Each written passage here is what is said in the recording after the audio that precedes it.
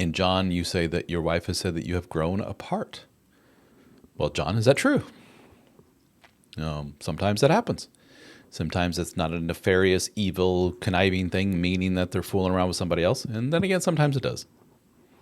I've had some men come to me to try and flip it, the gender, so we can kind of empathize or see the point of view here. Not agreeing with it, but just to kind of understand it.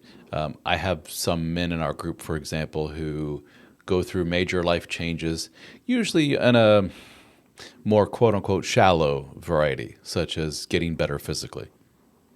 Guy loses 100 pounds, starts putting on muscle, joins a CrossFit class. That's the big brand name that is responsible for lots of different marital problems. So he joins this class. He's surrounded by a group of people that are all getting in shape and very youthful and energetic, and they look good, and he's starting to look like them. And then, wife, do you want to join me? No. Wife, do you want to get healthy with me? No. Wife, you're still 100 pounds overweight. I'm worried about you. Go to hell. They've kind of grown apart. And he's like, I don't want to be part of that unhealthy world anymore. That's one way that can kind of manifest itself. And then John says, follow up, she went back to school and she got her PhD. I'm retired Army. I am retired Army. She lost a lot of weight and she makes more money than I. That's the definition of grown apart, isn't it? She furthered her education, the income, her looks, and she's probably just like what I described, isn't it, John?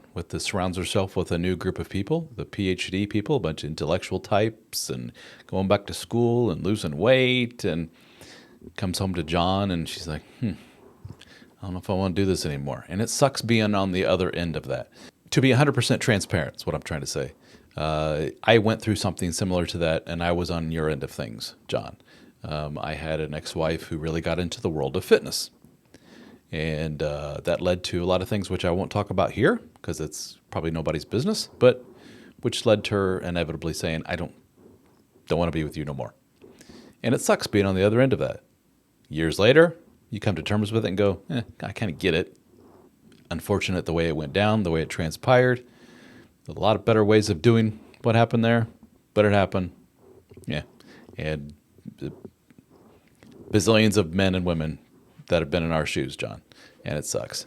A lot of us being, quote, left behind when it comes to our partner improving.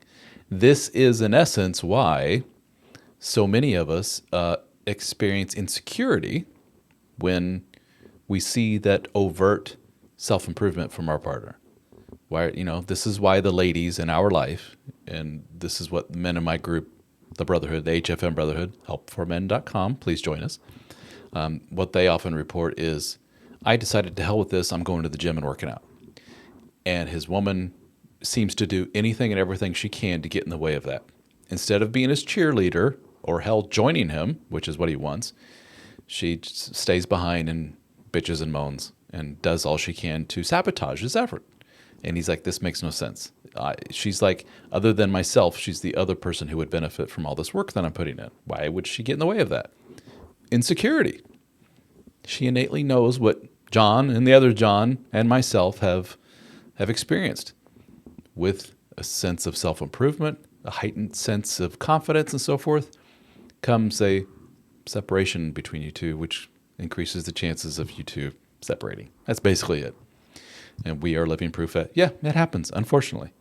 Not always, probably not most of the time, but it happens.